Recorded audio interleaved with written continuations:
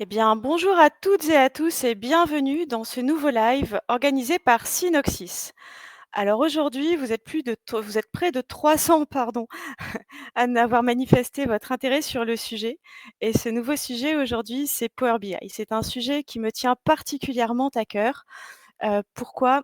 Parce que dans les métiers de la finance, quand on veut passer d'Excel à Power BI, il y a un certain nombre d'écueils qu'on rencontre et ça me tenait vraiment à cœur aujourd'hui de vous parler des 5 écueils que je rencontre le plus fréquemment dans mon contexte professionnel et de vous aider à avoir les moyens de les contourner, de les éviter, voilà, pour pas perdre trop de temps avec ça. Alors aujourd'hui, donc c'est un live, qui va durer environ 45 minutes avec une partie de présentation et puis une partie de questions-réponses. Comme j'aime bien que les lives soient très interactifs et que vous puissiez, vous exprimer et participer, je vous suggère déjà de scanner le QR code qui s'affiche à l'écran, avec votre téléphone portable. Il va vous donner accès à un questionnaire, voilà, je au fur et à mesure de la présentation, je vais être amenée à vous poser des questions pour recueillir votre opinion et puis ça sera une forme d'amener un débat sur la place de ce live. Et puis de la même manière, je vous invite également à poser vos questions au fil de l'eau, dans la zone de chat et Kevin me les fera parvenir à la fin et puis on pourra prendre un petit peu de temps pour y répondre. Alors je tiens à repréciser également avant qu'on démarre, que ce live est enregistré.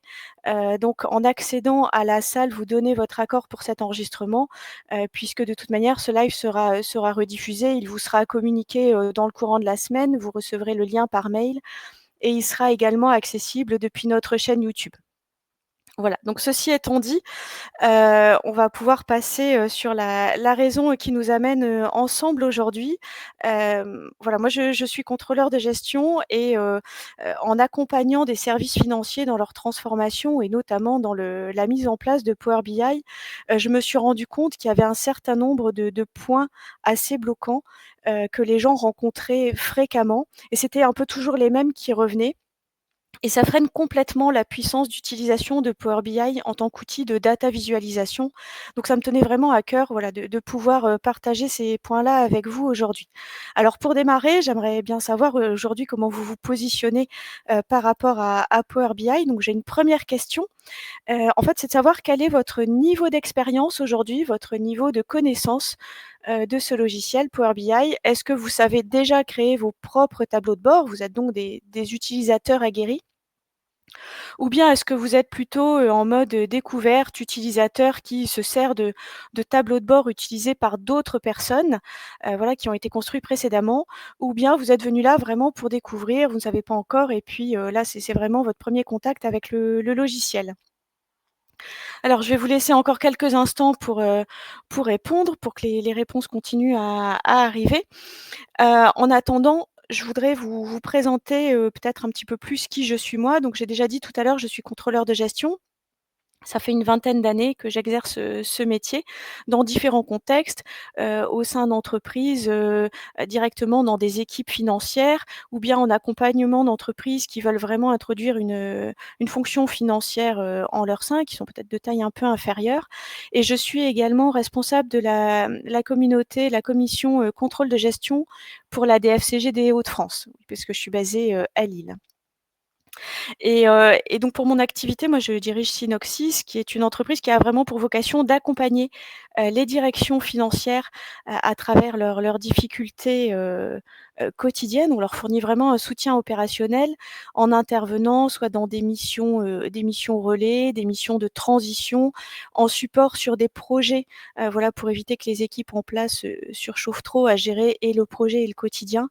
Voilà, donc on est vraiment en soutien très opérationnel dans le quotidien des services financiers et puis, nous avons également une académie Synoxis, donc qui est organisme de formation certifié Qualiopi, ce qui permet de bénéficier des financements OPCO, et avec cette académie, j'y reviendrai après, mais nous avons vraiment un point de vue, très personnel sur la manière de dérouler la formation, avec vraiment la volonté, d'y aller pas à pas et de vous accompagner progressivement dans les apprentissages pour qu'ils deviennent vraiment ancrés, qu'ils se transforment en réflexes professionnels, et qui vous permettent vraiment de passer à un niveau à chaque fois. Voilà, mais assez parlé de Synopsys. Donc là, pour les personnes qui sont dans l'assistance actuellement, on a, à peu près un gros tiers, une petite moitié des personnes qui connaissent pas du tout Power BI. On a, des personnes qui sont simplement utilisateurs et une minorité, qui sait déjà créer les tableaux de bord. Donc là, l'idée vraiment à travers ce live, c'est de vous permettre d'avoir une idée beaucoup plus, précise, beaucoup plus concrète, de la manière dont vous allez pouvoir aborder ce logiciel à l'avenir. Alors ça m'amène très directement à la 2e question que je voulais vous poser. Donc la deuxième question, c'est: quelles sont vos principales difficultés, liées à la visualisation dans les reportings actuellement? Alors attention, là je parle pas de Power BI, je parle vraiment des reportings, quel que soit l'outil que vous utilisez. Qu'est-ce qui aujourd'hui est compliqué et qui fait certainement partie des raisons pour lesquelles vous vous êtes inscrit à ce live? Donc pareil, je vais vous laisser, quelques instants pour prendre position et pour répondre. Et pendant ce temps-là, je vais vous expliquer les principales caractéristiques ou du moins les principales différences entre les tableurs qu'on utilise habituellement et plus particulièrement Excel et puis Power BI. Donc les 2, Excel et Power BI font partie, sont des logiciels de la suite Office. Excel, c'est un tableur et donc comme son nom l'indique, au moment où on l'ouvre, on a tous eu ça sur notre écran, c'est la même chose avec Google Sheet. On arrive sur une grille en fait avec des cases, dans lesquelles on va pouvoir rentrer des valeurs. Schématiquement, c'est quand même comme ça que ça se passe. On rentre ces valeurs et on va appliquer un certain nombre de calculs, de manipulations, sur ces valeurs, pour à la fin de l'histoire, une fois qu'on aura, bien travaillé ça, l'idée ce sera plutôt de les transformer en graphes pour en faire un support de présentation. Mais le fondamental, c'est quand même le tableau avec les chiffres et les formules. Quand on est sur Power BI, donc c'est un autre outil, de Microsoft, le paradigme, le point de vue est complètement différent puisqu'on va vraiment s'attacher à faire de la data visualisation. Donc on va éloigner vraiment le principe du tableau et l'idée, c'est vraiment d'être plutôt sur de la mise en forme, sur de l'interaction, comment faire parler les données, comment, inciter aussi nos clients internes, à manipuler l'outil, à s'approprier les chiffres, parce que c'est toujours un vrai sujet quand même quand on est financier d'entreprise. Donc il y a vraiment tout ce sujet-là et d'ailleurs, on voit que c'est ce qui remonte, hein, dans le nuage de mots qui est en train de se créer, là sous nos yeux. Il y a les mots d'interaction, d'automatisation, de temps passé qui ressortent. Donc ça, effectivement, c'est un des gros avantages de Power BI. Et puis, voilà, identifier les bons KPI, c'est revenu plusieurs fois. Alors effectivement, dans Power BI, il y a plusieurs étapes dans ce logiciel. La première étape, c'est de se connecter à des sources de données qui sont, multiples, et de faire une première étape qu'on a tout le temps, hein, de toute manière, de nettoyage, et de transformation de la donnée pour qu'elle devienne propre, vraiment à faire des visualisations et à passer des messages. Cette première partie, c'est une partie qui est traitée dans Power Query, donc c'est un outil de transformation de la donnée, et Power Query, on va le retrouver aussi bien dans Excel que dans Power BI. Et donc là, pour le coup, on est vraiment sur un outil qui permet d'automatiser de la transformation de données, qui est tout un temps de préparation. Sur ce sujet-là, j'ai pas trop constaté vraiment de biais d'appropriation quand on vient de chez Excel, parce qu'en plus, pour une partie, les gens l'utilisent déjà dans Excel. Donc voilà, c'est pas sur ce point-là particulier que je vais revenir aujourd'hui, mais en tout état de cause, c'est certain il faut maîtriser cette partie de Power Query avant de passer vraiment à la visualisation, sinon ça n'a aucun sens. Et donc ensuite on descend, alors une fois qu'on a traité la donnée, qu'on l'a préparée, on descend vraiment dans Power BI qui est l'outil de, visualisation, à proprement parler du logiciel. Donc je vous propose, de basculer maintenant sur le logiciel, Power BI directement. Je vais vous faire une démonstration de chacune de ces principales erreurs ou de ces principaux écueils que j'ai rencontrés dans la prise en main du logiciel. Encore une fois, n'hésitez pas vraiment à poser vos questions au fur et à mesure, ça me permettra d'y revenir même si c'est à la fin de la présentation. Voilà, donc on est là dans l'environnement, Power BI dans lequel j'ai préchargé une base de données que je vais vous montrer rapidement pour faire connaissance. Voilà, donc cette base, alors c'est une base de vente, j'aurais pu prendre d'autres sujets, mais j'ai choisi une base de vente, complètement fictive, hein, pour une entreprise qui n'existe pas. Voilà, vraiment, donc ne tirez aucune conclusion des valeurs que je vais vous présenter, je les ai inventées pour l'occasion. Donc dans cette entreprise, on a, des familles de produits, des libellés de produits, des clients qui achètent nos produits heureusement. Ces clients sont associés à une région géographique et à des dates données, courant 2024 et courant 2025. Ils ont acheté des produits, donc une quantité à chaque fois, ce qui correspond à un chiffre d'affaires, à un montant d'achat et à une marge. Donc jusque-là, on est vraiment sur une base de données complètement classique et vous voyez que là, ma base existe, dans Power BI telle qu'on aurait pu l'avoir dans Excel, mais elle va absolument pas entrer en ligne de compte dans la partie visualisation. Contrairement à Excel où pour le coup, on est obligé d'avoir un tableau qui sert de base au graphique. Là, c'est vraiment plus juste un reflet du stockage de la donnée. Donc la première erreur que je constate, vraiment c'est la plus, c'est vraiment la première en fait quand on commence à s'approprier l'outil, c'est de garder ce réflexe qu'on a avec Excel, avec Google Sheets, qui est de faire du tableau avant de faire une visualisation. Donc Power BI est un logiciel qui permet de faire des tableaux, mais c'est absolument pas son fondamental. D'ailleurs, vous voyez que sur tous les visuels là, qui sont proposés à droite, il y en a finalement très peu qui correspondent à des tableaux. Il y en a seulement 2 ici. Donc là, je vais prendre le visuel en forme de matrice pour vous montrer à quoi ça ressemble malgré tout.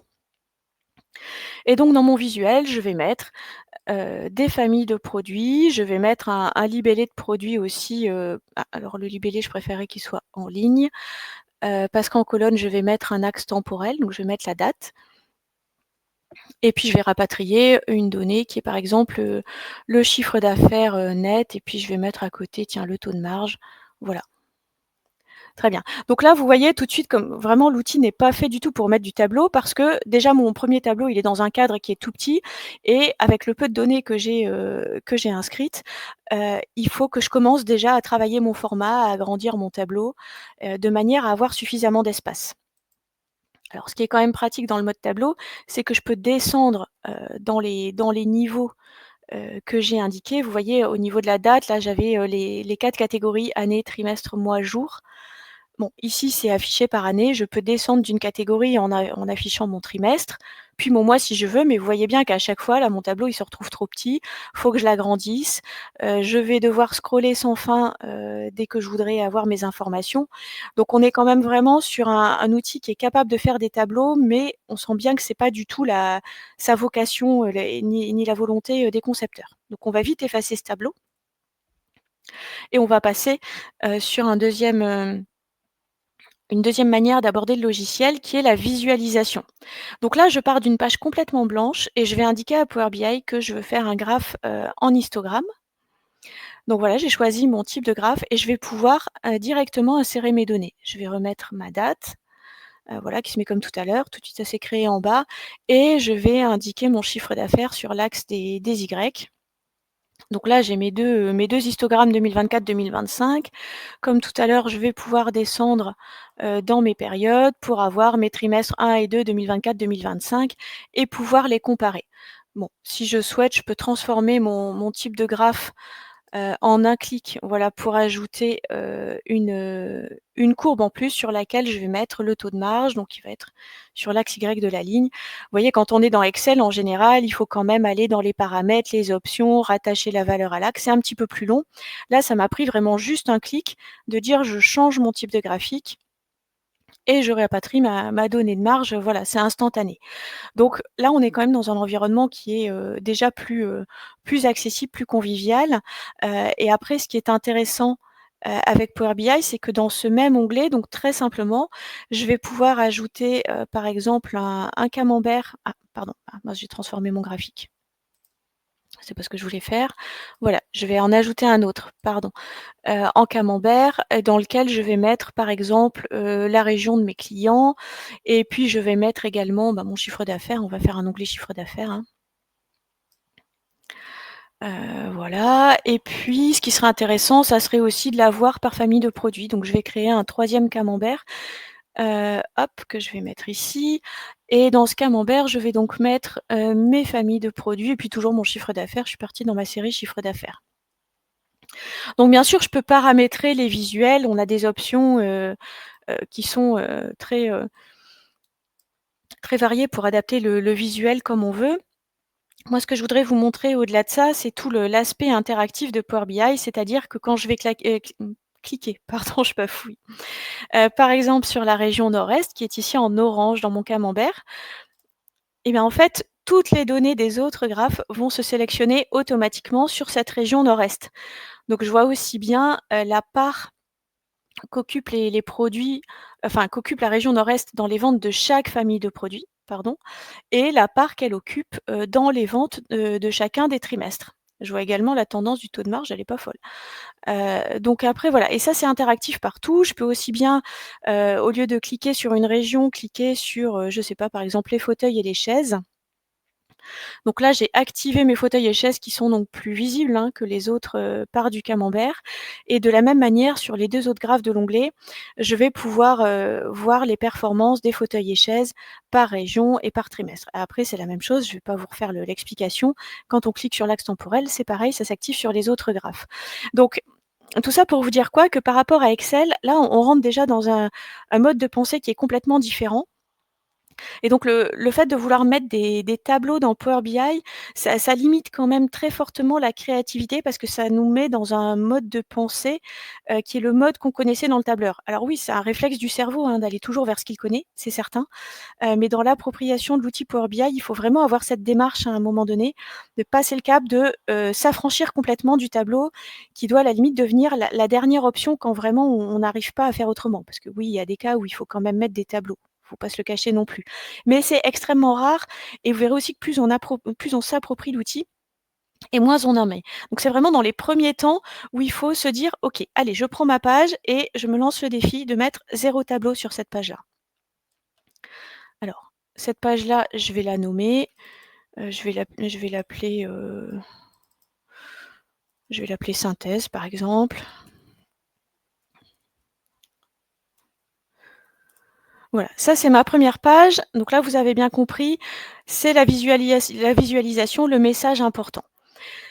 Le deuxième écueil, ah pardon, il y a quelque chose que j'ai oublié de vous dire, je me l'étais noté, je voulais absolument vous en parler parce que justement pour libérer cette capacité à projeter des visuels qu'on a peut-être moins l'habitude d'utiliser, parce qu'il y a des visuels qui n'existent pas dans Excel et qu'on va trouver dans Power BI. On va pouvoir accéder également à des centaines de visuels autres que ceux qui sont présents par défaut dans le logiciel, et qui en fait sont des visuels qui ont été, développés par la communauté et qui ont été mis à disposition. Pour la plupart, ils sont gratuits. C'est pas le cas de tous, mais quand même très souvent, et ça va vous permettre d'aller chercher, des visuels, qui vont exactement correspondre à ce que vous avez en tête. Donc on va trouver par exemple des jauges, on va trouver des diagrammes de Gantt, on va trouver, enfin il y a des nuages de points avec qui seront des choses qui ne seront pas des points, justement des petits symboles, des bonhommes, des ce que vous voulez. Il y a énormément de visuels, on peut trouver aussi comme des étoiles qui se relient, pour montrer une intensité de relation entre différents points. Donc il y a vraiment des choses qui sont très innovantes par rapport à ce qu'on a dans Excel, et on peut trouver vraiment partout des graphes qui permettent de traduire la pensée qu'on a. Donc vraiment le 1er fondamental, c'est pensée visualisation.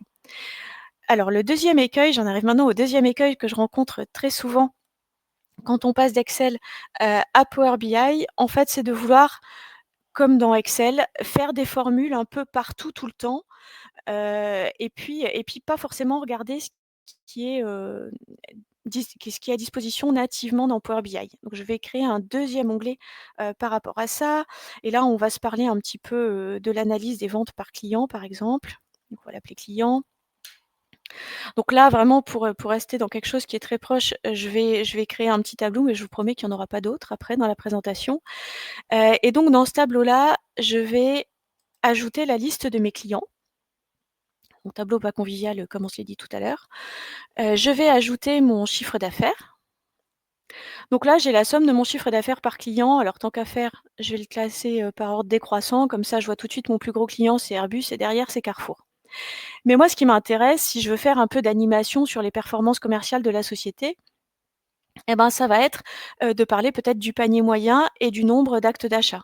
Donc je serai dans Excel pour faire mon panier moyen, bah, je ferai mon chiffre d'affaires divisé par le nombre de mes commandes, et ça me donnerait un panier moyen, bah, j'aurais fait une belle formule. Là, dans Power BI, alors je peux le faire, hein, je peux le faire. Il y a toujours plusieurs moyens d'arriver au même résultat. Mais en fait, c'est pas très intéressant. Ce que je vais plutôt faire, c'est que je vais reprendre mon objet chiffre d'affaires, que je vais amener dans mon graphe, et vous voyez ici, spontanément, c'est une somme qui va se calculer. Moi, je vais aller transformer ça en cliquant plutôt sur la mention moyenne, comme j'aurais pu le faire dans un tableau croisé dynamique dans Excel. Et là, tout de suite, et ben, voilà, j'ai mon panier moyen qui s'est affiché par client. Donc, Airbus, je vois qu'il est à 3 400 € et Carrefour, il est à 2 400. Donc ça, c'est la moyenne de mon chiffre d'affaires. Je pourrais très bien également compter mes actes, d'achat pour chacun des clients, sur cette période-là, en comptant tout simplement les dates de facturation.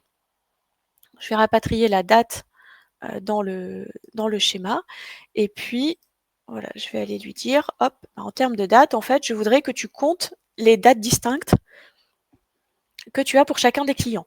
Donc ça, c'est quand même une fonctionnalité aussi qui est, très utile par rapport à Excel où faire un compte d'éléments distincts jusqu'à très récemment, c'était quand même hyper compliqué. Bon, là, dans Power BI, ça se fait en un clic.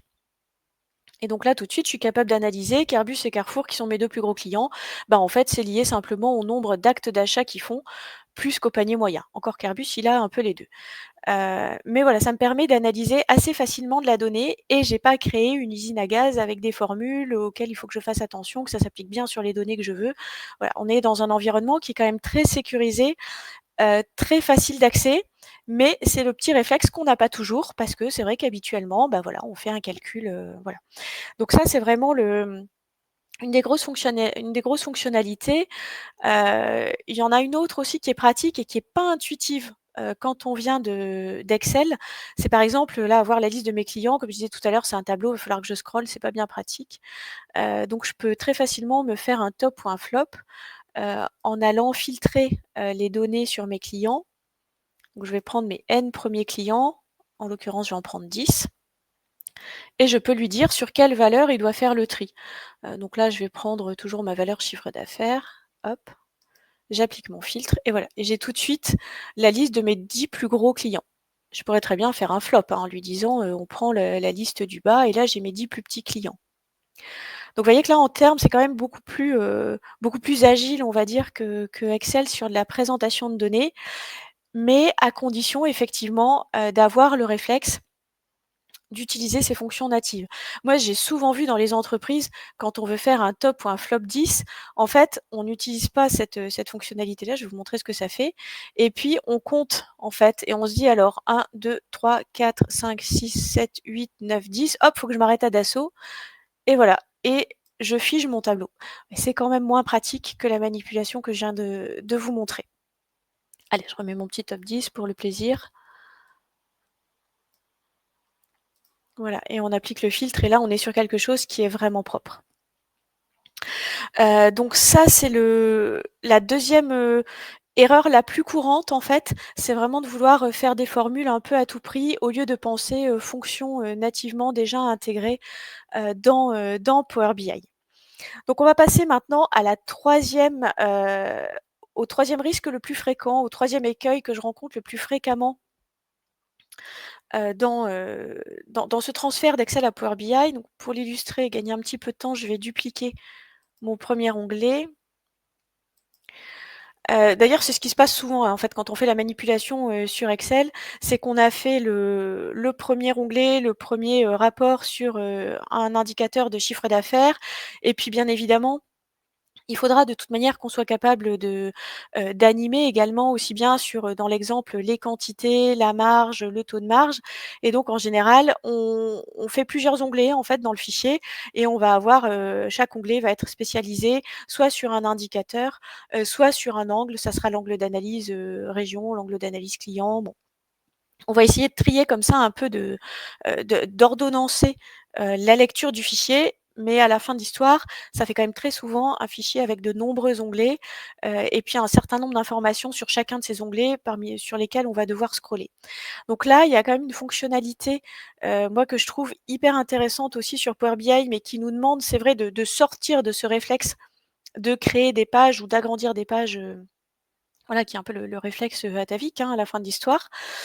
Donc là, vous voyez, j'ai construit mes trois graphes sur le chiffre d'affaires et en fait, ce qui serait intéressant, c'est de pouvoir, le basculer sur des quantités ou sur de la marge. Voilà, forcément, si je veux basculer sur des quantités, c'est pas compliqué, hein. Je sélectionne mon graphe, j'enlève mon chiffre d'affaires, je mets les quantités à la place et je l'ai basculé. Mais je dois faire ça pour chacun, des items en fait de l'onglet et ça, c'est quand même pas très pratique.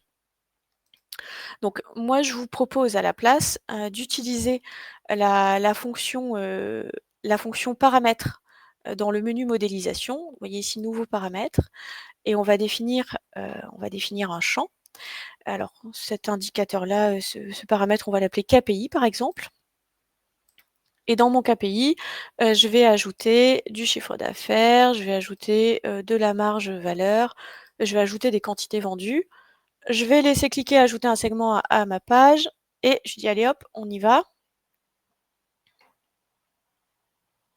Voilà, donc là il me l'a mis en bas, alors je vais le remonter parce que moi j'aime bien quand c'est en haut plutôt.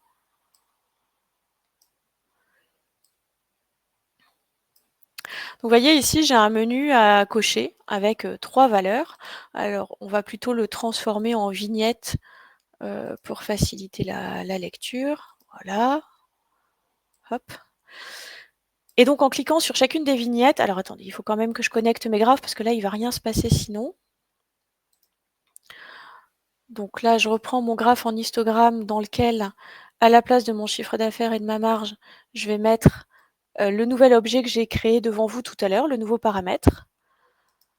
Je vais faire pareil avec mes autres, schémas. Donc là, évidemment, pour l'instant, il y a rien de cliqué, donc il met tout et c'est pas très beau. Mais le principe, c'est justement de pas tout avoir sur un graphique. Et donc là, je vais pouvoir cliquer sur chiffre d'affaires net et mes graphiques sont automatiquement présentent le chiffre d'affaires net par famille, par région, par année, par trimestre. Mais si je préfère avoir la marge valeur, il me suffit de cliquer et hop, ça se transforme en marge valeur. Et il en va de même pour la quantité vendue. Donc vous voyez que là, on est sur quelque chose qui est très facile d'utilisation, mais qui demande quand même, par rapport à un tableur classique, de changer son approche des choses, parce que dans le tableur, en fait, je suis obligée de mettre 3 colonnes pour avoir ces 3 indicateurs. Sinon, je rentre dans une complexité de formule, une lourdeur de formule, avec des conséquences sur la maintenabilité, en fait, du tableau. Là, il y a aucune conséquence, en fait. J'ai juste mis mes 3 indicateurs ensemble dans ce paramètre et puis, bah, après le changement, au niveau de l'onglet se fait automatiquement. Donc on est sur quelque chose quand même de très, très, très facile, de très abordable. Hem, voilà, on peut très bien ensuite, ajouter d'autres paramètres si on veut, mais là je pense que pour la démonstration, c'est pas mal comme ça. Donc là, on arrive à la fin de notre troisième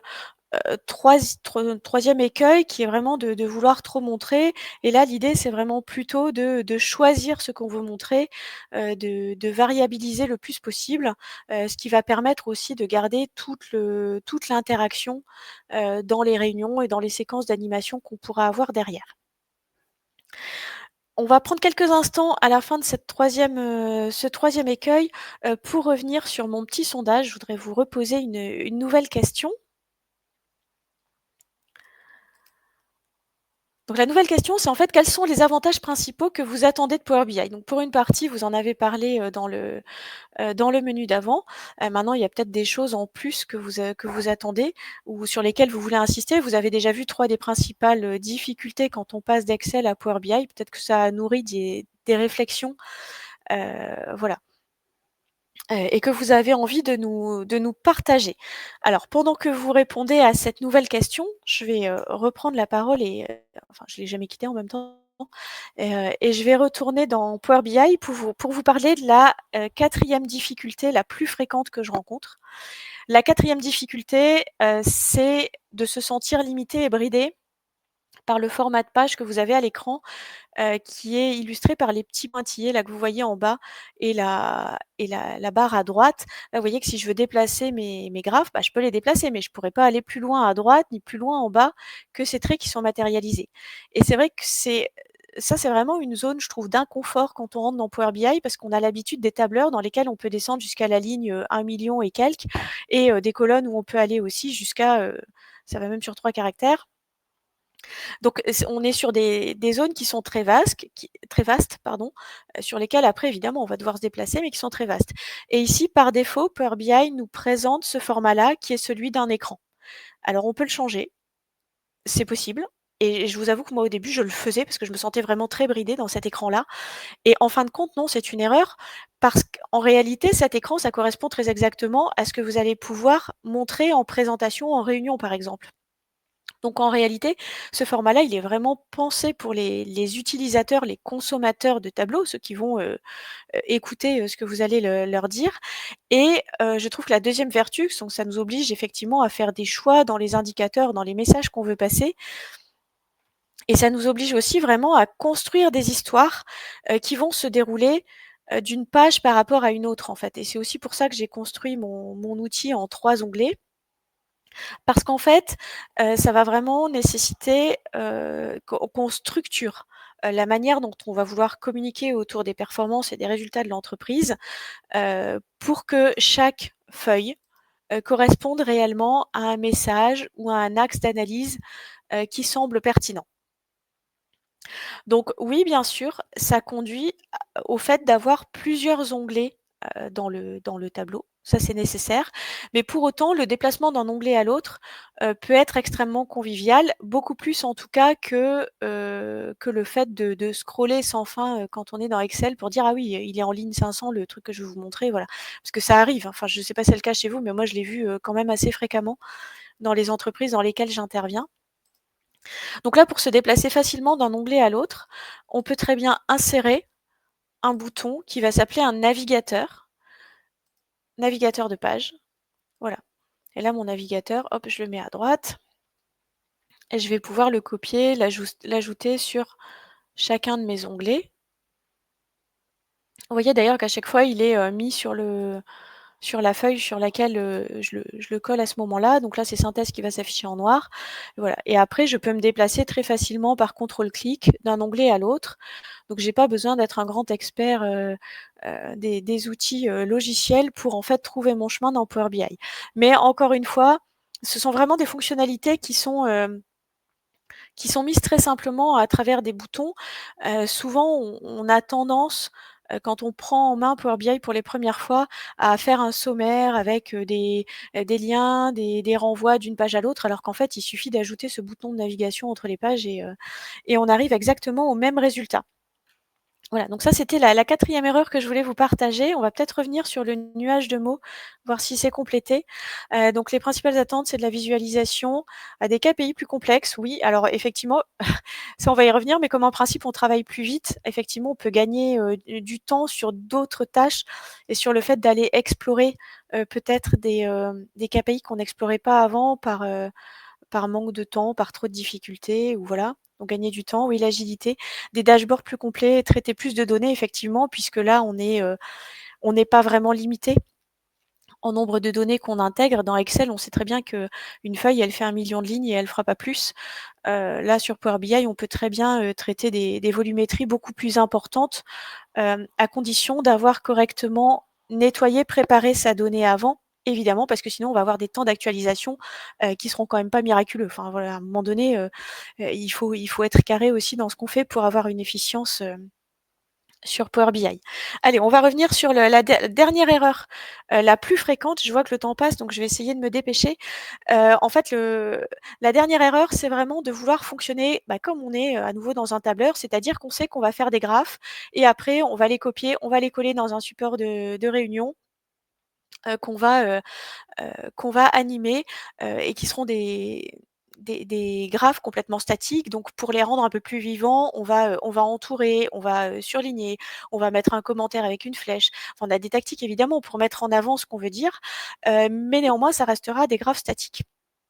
Et à un moment donné, ça c'est important aussi de savoir que Power BI vous offre la possibilité de garder tout l'aspect, interactif, dynamique, ce que j'ai fait tout à l'heure en cliquant, sur des parties de camembert. On peut avoir la même chose dans PowerPoint. Donc ça, je vais le faire, devant vous et en fait, pour faire ça, il faut commencer par publier le rapport. Donc publier, qu'est-ce que ça veut dire? Ça veut dire que je vais, ah oui, il faut que j'enregistre avant, pardon. Voilà. Donc publier, je reviens sur ce que je disais. Il veut pas. Voilà. Je vais le publier dans mon espace de travail. Donc là, il va me renvoyer dans un espace dans mon espace de travail sur le web. On va l'ouvrir tout de suite, sur le rapport, donc Power BI qui est, stocké dans, mon espace dédié, chez Microsoft et donc là, le rapport va s'ouvrir. Donc là, je serai purement en visualisation, je ne vais pas pouvoir travailler mes requêtes, je ne vais pas pouvoir retourner dans Power Query. Je suis vraiment sur la visualisation, mais j'ai gardé tout l'aspect interactif, que je vous montre depuis tout à l'heure. Voilà, je peux me déplacer, d'un écran à l'autre et en fait, donc c'est depuis cet espace partagé, je peux pas le faire depuis le desktop, je vais vous expliquer juste après ce que c'est et là, je peux exporter vers PowerPoint, incorporer des données actives, voilà. Le temps que ça s'ouvre dans PowerPoint, je vais vous expliquer quand même les différences. La manipulation que j'ai réalisée devant vous depuis tout à l'heure, elle est faite sur, la version, Power BI Desktop, elle s'appelle. C'est la version native qui est intégrée dans votre abonnement Microsoft. Il y a 0 coût en plus et vous avez accès à toutes les fonctionnalités de Power BI pour, développer vos propres tableaux de bord. Là, la version, par laquelle je suis passée, c'est Power BI Service.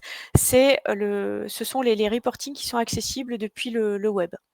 Donc là, voilà, mon export est terminé, les données sont arrivées dans PowerPoint et en fait, je peux continuer à cliquer, vous voyez, sur mes icônes pour me balader dans mon fichier, pour remettre, mon chiffre d'affaires à la place de la valeur, pour analyser plus précisément, ce qui s'est passé sur le trimestre 2, et voir, bah, que par exemple la région sud-est, elle n'a pas été très bonne, au deuxième trimestre.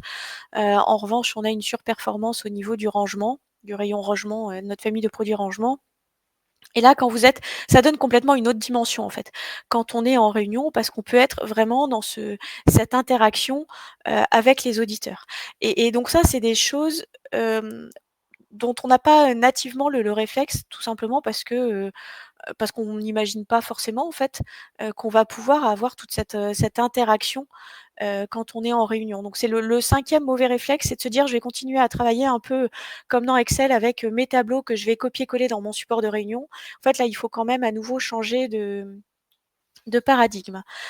Voilà pour les 5 erreurs les plus courantes, les 5 difficultés les plus courantes, quand on passe de Power BI à Excel. Donc vous avez bien compris que Power BI, c'est un outil qui est beaucoup plus puissant, qu'Excel avec lequel on peut aller beaucoup plus loin dans l'interaction, dans le fait de faire parler la donnée, de générer des échanges avec nos utilisateurs internes. Maintenant la prise en main, voilà, c'est un outil qui est très convivial, dans lequel on retrouve beaucoup de repères, de Microsoft. Les barres de menu, bon, c'est assez similaire. On a le menu, attendez, j'ai perdu mon Power BI. Voilà, il est là. On retrouve des menus qu'on connaît, insérer, afficher.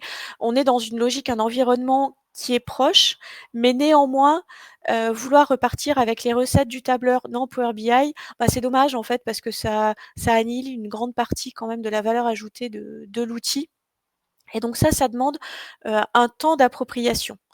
Voilà, donc ça, c'était vraiment ce que je voulais vous partager, aujourd'hui et du coup, c'est en réaction aussi avec cette nécessaire appropriation, qu'on a décidé chez Synopsys, au niveau de notre académie, de proposer des parcours de formation, pour vous aider vraiment à rentrer dans cet outil avec, le plus d'efficience possible. Hem, donc les attendez, hop, je reviens là, voilà. Nous, en termes de parcours, en fait, ce qu'on propose, vraiment pour l'appropriation de ces outils Microsoft, il y en a 4 principaux. Hem, il y a 2 parcours qui tournent autour de Power Query, un qui est vraiment pour débuter, automatiser la transformation de la donnée, que je vous ai pas montré aujourd'hui parce qu'elle fait pas partie des 5 écueils les plus fréquents. Mais comme c'est un autre langage, hem, qu'on utilise en fait, pour, coder, ce sont pas des formules Excel, ça fonctionne pas tout à fait de la même matière. C'est quand même important d'être accompagné sur le sujet. Ensuite, on a un Power Query, plus avancé avec du nettoyage avancé des API publiques. D'ailleurs, il y a une coquille qui s'est glissée dans ma slide, je suis désolée. Le 3e parcours, c'est débuter avec Power BI, donc c'est plutôt ce qu'on a vu aujourd'hui, concevoir, mettre en forme un tableau de bord, vraiment en changeant d'angle de vision, pour sortir des vieux réflexes tableur et rentrer dans de la data visualisation et construire une histoire autour de la data. Et la quatrième formation qu'on propose autour des outils Excel, c'est pour dynamiser le reporting grâce à Power Pivot. Donc là, on n'est pas dans de la data visualisation du tout, mais on est dans un traitement, hybride de la donnée entre, du Excel classique, on va dire, et de la BI. Ces parcours-là, vous le voyez, ils sont, tous très courts puisque les plus longs durent 8h30 et c'est vraiment la volonté, de l'organisme de formation, Synopsys, de dire: «On va créer des parcours de formation, heu, en avançant par session de 1h30 à chaque fois, en fait, de manière à vous permettre de vous approprier les apprentissages pas à pas». Hem Et puis à cranter, à franchir une marche à chaque fois, en fait. C'est-à-dire qu'on voit quelque chose pendant une session d'1h30, ça vous laisse le temps derrière de le mettre en pratique et la semaine d'après, on passe l'étape d'après. Voilà, c'est vraiment l'idée de vous accompagner dans l'appropriation pour que ces gestes métiers, ces nouveaux gestes métiers qu'on vous apporte deviennent des réflexes et s'intègrent dans votre quotidien sans vous demander d'efforts. Et d'ailleurs, dans ce cadre-là, on continue à vous accompagner quelques mois à la fin de la formation à travers des séances de coaching individuel qui vous permettent de continuer cette phase vraiment pour vous approprier les notions, pour vous débloquer si c'est nécessaire ou aller un petit peu plus loin, voilà, s'il y a besoin d'aller un petit peu plus loin. Ça, c'est vraiment la vocation qu'on a, au niveau de cet organisme de formation et puis voilà, comme je vous le disais tout à l'heure, nos formations sont, prises en charge par, peuvent être prises en charge, évidemment ça dépend des OPCO, puisque nous sommes certifiés Calliope. Voilà, on va passer sur la dernière phase de cette présentation. Il est déjà 13h43, donc je vais laisser la place aux questions. Juste avant ça, je voulais vous dire une dernière chose. La prochaine formation Power BI démarre vendredi. On a déjà, pas mal d'inscrits, et comme on a la volonté de fonctionner en petits groupes pour que chacun puisse vraiment s'approprier et être accompagné dans les apprentissages, voilà, si ça vous intéresse, n'hésitez pas à nous le dire assez rapidement. Je crois qu'il doit rester 3 places de mémoire, donc ça fait vraiment pas beaucoup. Voilà, bah, écoutez, je vous propose qu'on passe à voilà, il y a une première question qui est arrivée, parfait. Donc en matière de poids des données d'entrée, il faut tout de même faire attention à ne pas dépasser les 1 giga pour la version pro. La version premium, tout à fait, peut gérer beaucoup plus de gigaoctets. J'ai vu des personnes essayer d'intégrer des historiques complets de vente sur les 10 dernières années, un enfer pour Power BI. Alors effectivement, il y a plusieurs versions de Power BI avec des volumétries de données qui sont associées. Enfin, c'est pas des versions, c'est plutôt des niveaux d'autorisation en termes de volumétrie de données et dans tous les cas de figure, quand on rentre sur des données, qui ont beaucoup de volumétrie, moi je recommande quand même toujours de faire ça, avec l'aide d'un système, d'un service informatique de manière à bien structurer la donnée. Parce qu'effectivement, si on a trop de données et qu'elle est pas structurée, ça va bloquer, le système il va pédaler, ça va être terrible, les temps d'actualisation vont être terribles. Donc il faut vraiment travailler cette structuration de la donnée, qui était pas du tout mon point aujourd'hui, mais vous avez raison de le dire, c'est super important. Une deuxième question peut-être? L'export sur PowerPoint peut-il se faire dans le cas d'un PowerPoint partagé et alimenté par plusieurs personnes? Bah, c'est une très bonne question. Il faudrait que je revérifie. Pour moi, par le biais d'un SharePoint, ça doit être possible. Mais je note, la question et je reviendrai vers vous, plus précisément sur le sujet. Alors, si on a encore 2-3 minutes, je vais en profiter. Je voulais quand même vous poser une dernière question. Je ne résiste pas au plaisir de le faire dès que j'aurai retrouvé ma souris. Hop, voilà. Et la dernière question, moi, je voudrais savoir, à l'issue de cette présentation, quelle est l'idée principale que vous retenez de ce live et qu'est-ce que vous allez en faire à partir de cet après-midi?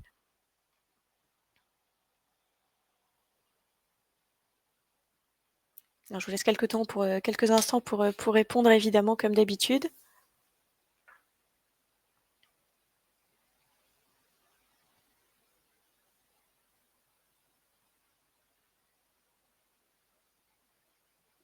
Le message mettait un petit peu de temps à arriver. Ah, ça y est, ça va commencer à arriver. Bon, je redis que de toute manière, il faut s'inscrire vite, oui, ça c'est vrai. Le support de ce live vous sera, envoyé de manière à ce que vous puissiez le repasser et revoir les différents points que j'ai soulevés sur ces écueils les plus fréquents pour passer d'Excel, à Power BI.